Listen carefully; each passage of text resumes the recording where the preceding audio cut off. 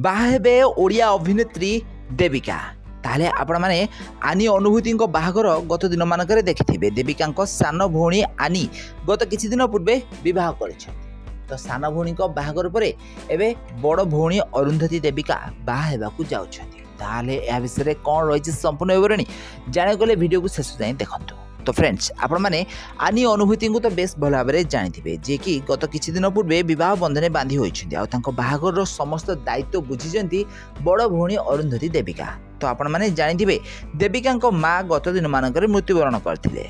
ताहले देविका माँ भी जड़े अभिनेत्री थिले। से बहुत सारा सिनेमा रे अभिनय करिसेंती। हेले देविका माँ मरिबा परे से सान भौणी समस्त दायित्व बुझीथिले आ तांको बाहागर समस्त प्रकार दायित्व बुझीथिबार नजर आसिथिले अरुंधति देविका।